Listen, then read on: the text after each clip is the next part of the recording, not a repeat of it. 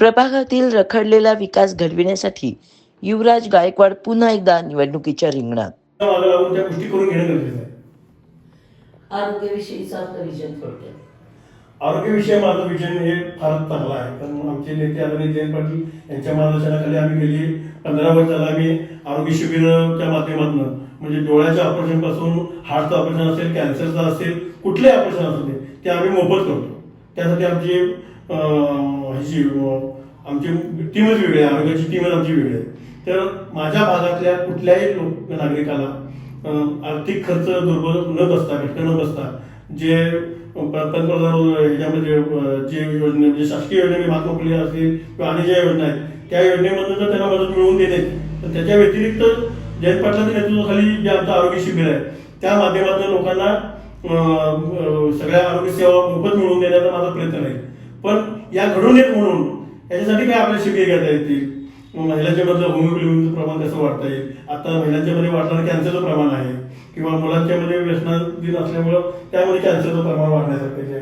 ह्या गोष्टी होऊ नयेत किंवा लोकांना जॉगिंगसाठी किंवा आरोग्य शिबिर म्हणा किंवा योगासन शिबिर किंवा व्यायामशाळा, ओपन जिम, जेणेकरून लोकांचं आपल्या स्वतःच्या शरीराकडे लक्ष गेलं पाहिजे की स्वतःच्या शरीराचं त्यांनी देखभाल केली पाहिजे. लोकांनी स्वतःच्या शरीराला जपलं पाहिजे. स्वतःचं शरीर हे धष्टपुष्ट असलं पाहिजे. या दृष्टीने लोकांची पावलं उचलावी यासाठी सुद्धा प्रामाणिक प्रयत्न करण्याची माझी भावना आहे.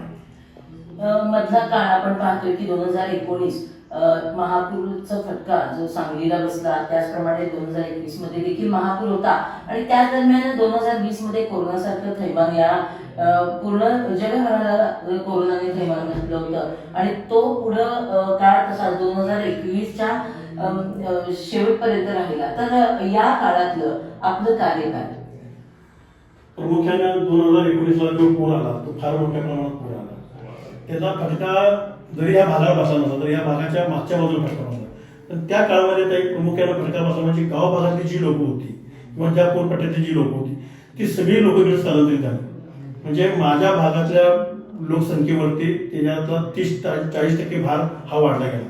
पण त्या काळामध्ये लोकांना पाणी पुरवठा करणे, आरोग्याच्या समस्येसाठी औषध पारवणी गाड्या वाढवणे, घंटागाडीच्या गाड्या वाढवणे, वेळपासून पडलं तर आम्ही आमच्या कार्यकर्त्याच्या माध्यमातून स्वच्छता शिबिर घेणे, ह्या मोठ्या प्रमाणात आम्ही काम केलं.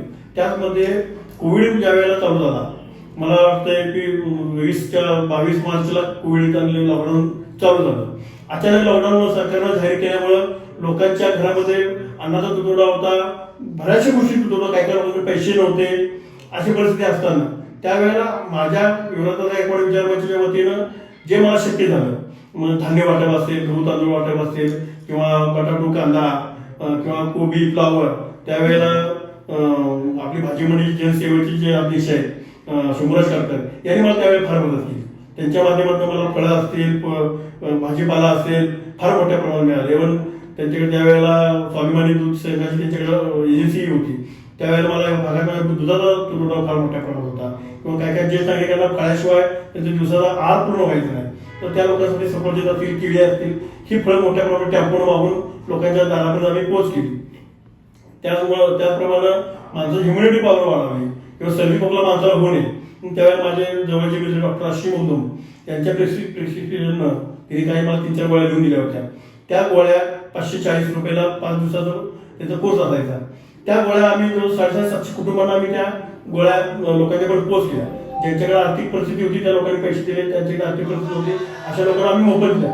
पण माणूस माणसासाठी जगला पाहिजे ही एकच भावना घेऊन एक सामाजिक कार्य करण्यापेक्षा माणसानं माणसासाठी जगावं या दृष्टीनं हेतून त्यावेळेला मी काम केलं रस्त्यावर उतरून. आणि मी एकट्याच नाही, पूर्ण माझ्या टीममध्ये काम केलं.